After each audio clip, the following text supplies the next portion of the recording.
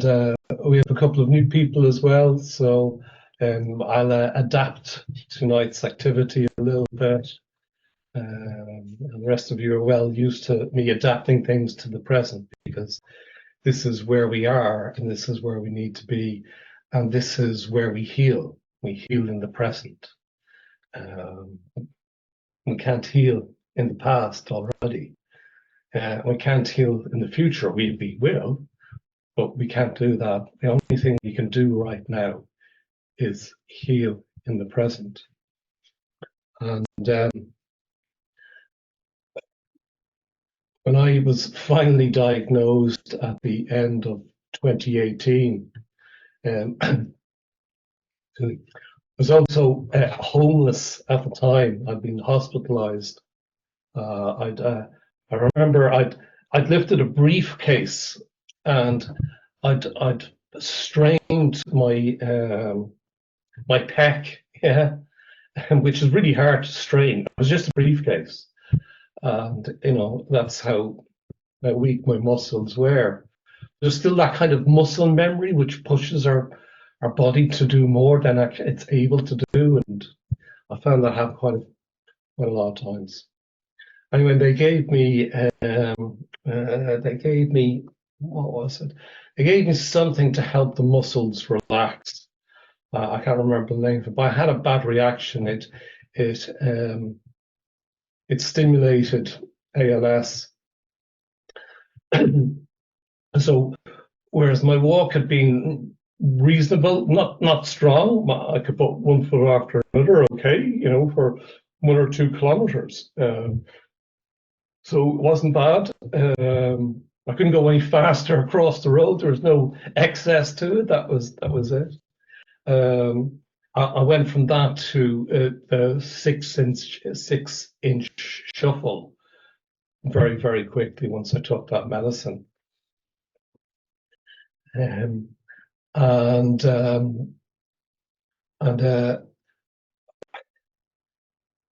Yeah, that was, I got hospitalized then. I was also, where was I? It was a really bad time.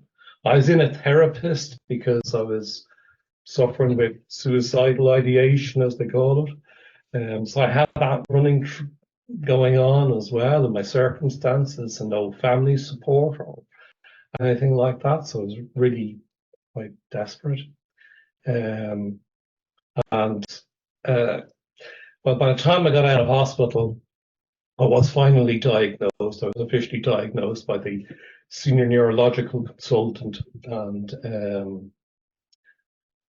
also I had somewhere to live as well, so I could. And somebody bought me, the people I went to school with, they bought me an armchair with a motor in it to help me stand up, you know, and help the legs come up as well. And I spent so much time sleeping during the day in that armchair.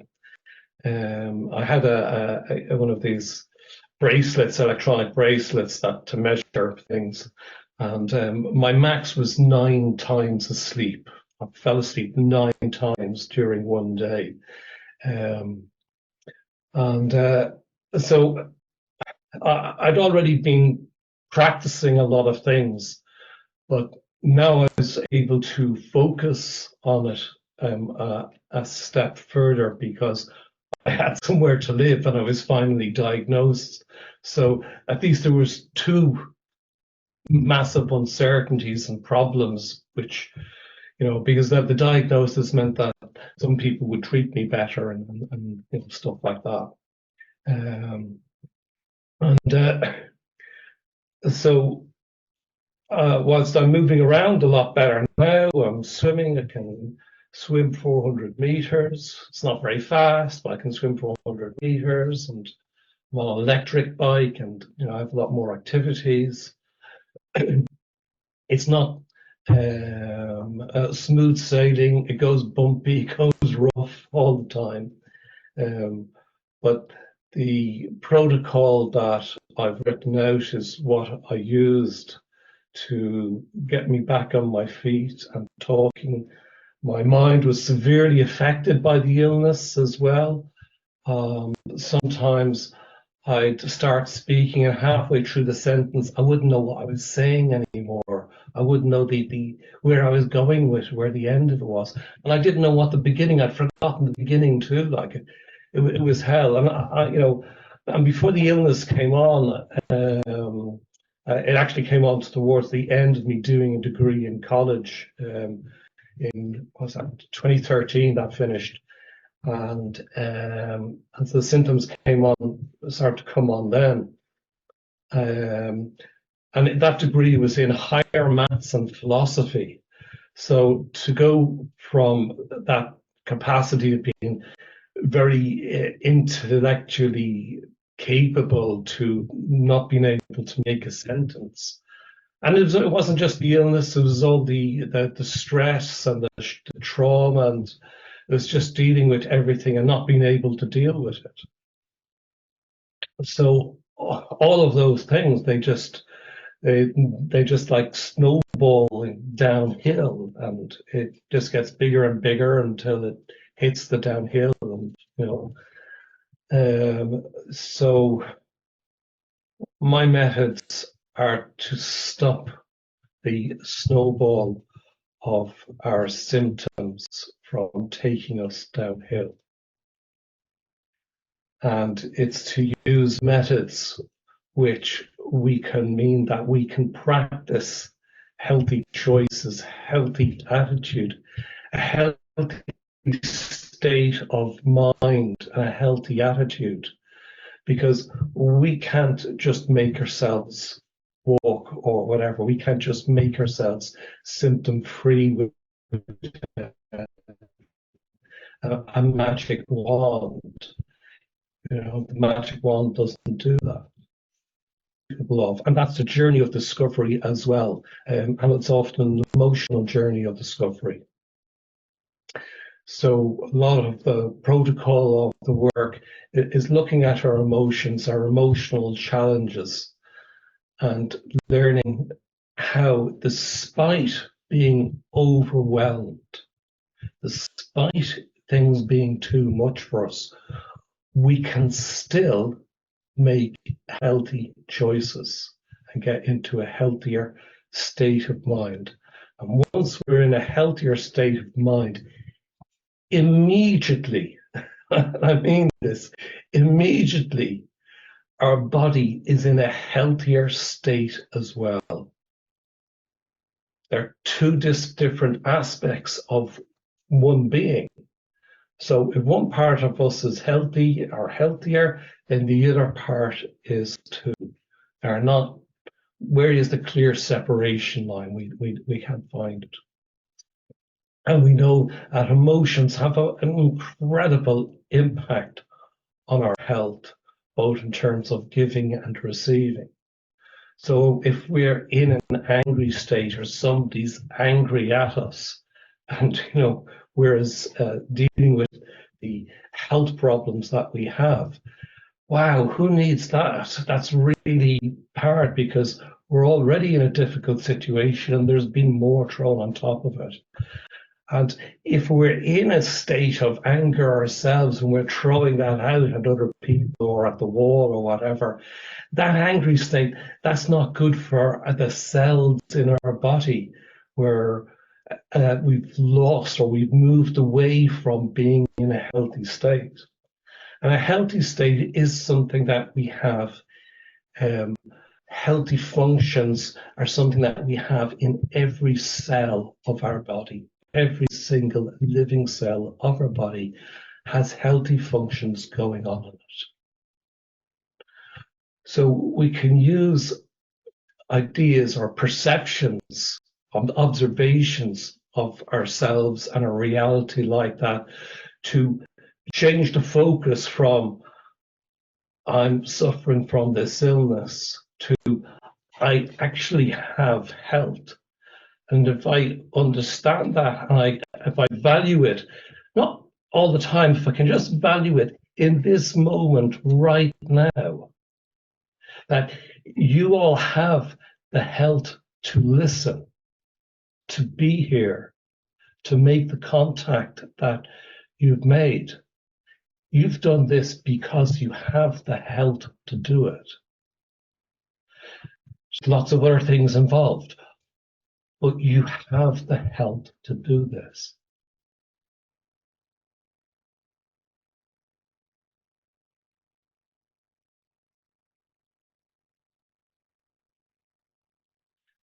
And you have the health to do other things too.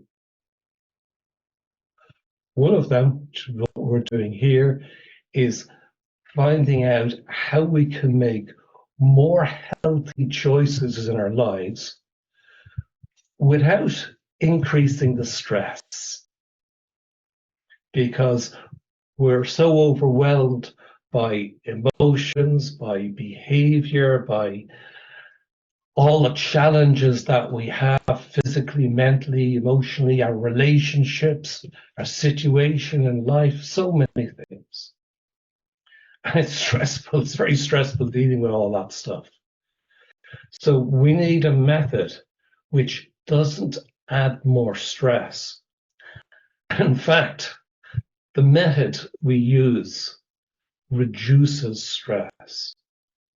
Because when we reduce stress, we're acting in a healthy way. We're already on the path. We're doing it.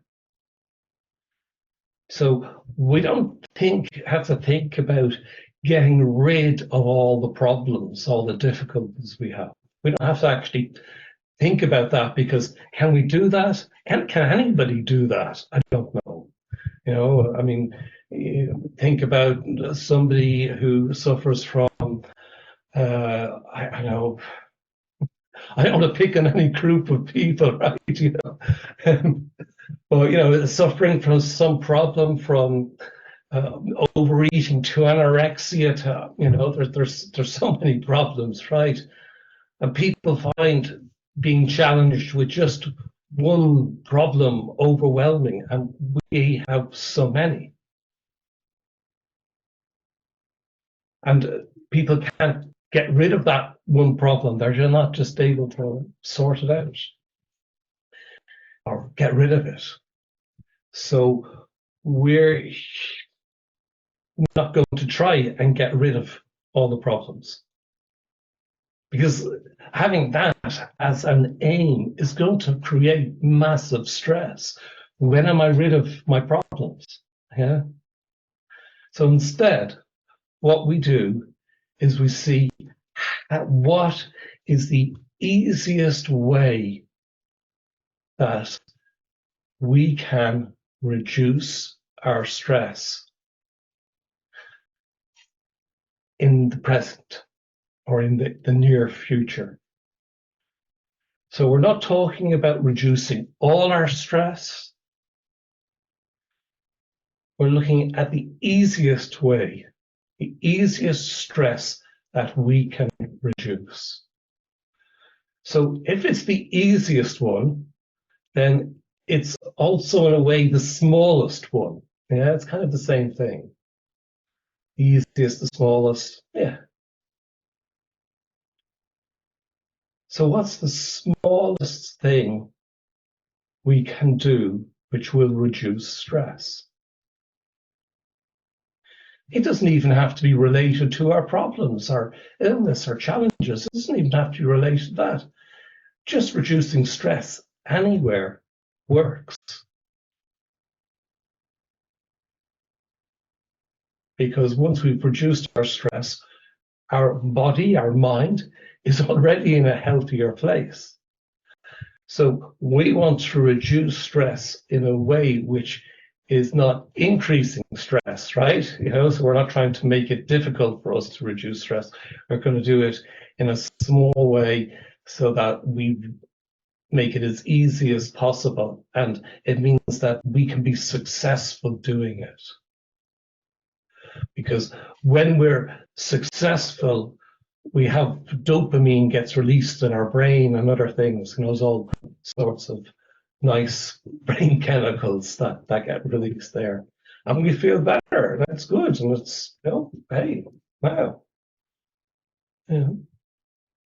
And of course, it goes away. We don't stay there. It goes away, and the moment changes, we move on. So actually doing a small step, really the practice of it, is doing it frequently, is, several times a day or several times an hour. And if we're practicing meditation, I say we're doing it constantly in the exercise meditation. And we can see that in other skills or methods which use the mind, like prayer. You have this constant choice to continue doing the activity. And so this constant successful choice, which reduces stress. If you can imagine you working that and that developing and growing and growing and growing,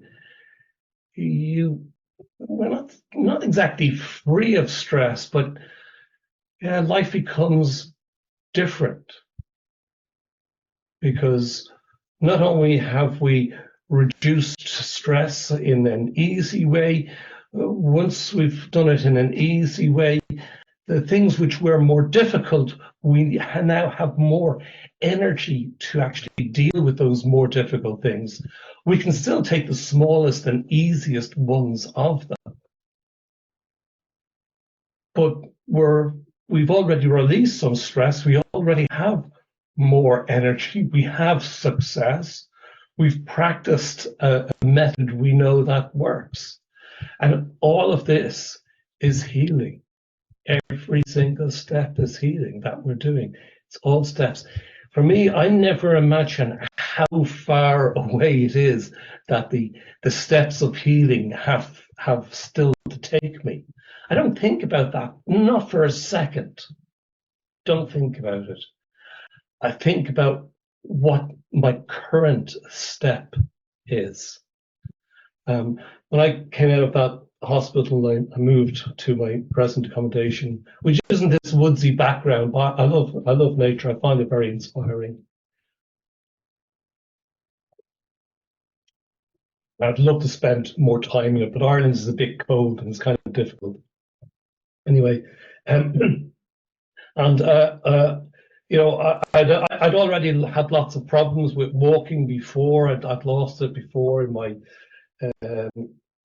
hip and my ankle and my toes, no movement in there at all. And I was pegging around. That was 2 years before diagnosis. I was like that, and I managed to improve it with this kind of method. I didn't have the language for it as I'm giving it to you now, but because I've been practicing meditation since I was 18, I had a lot of other knowledge that I was able to apply, and this is what I'm sharing with you. So when I came out of hospital, and yeah, I was back on my method of practicing one step after another, and I dared myself. I just wanted to go outside, and so I did, and I went a bit too far, and all my legs were like tree trunks, and I went from doing 6 inch shuffle, went down to like 4 inch, and I was like, oh no, am I gonna have to like call for a taxi? But I can't call for a taxi. It's winter time. It'll be 20 minutes before one comes. I'm just gonna freeze here. Like they'll end up taking me to hospital or something. I had that kind of running through my mind, but I was also practicing my method as well. And my method was, it's fine. I'll walk smaller then. I'll do a smaller step.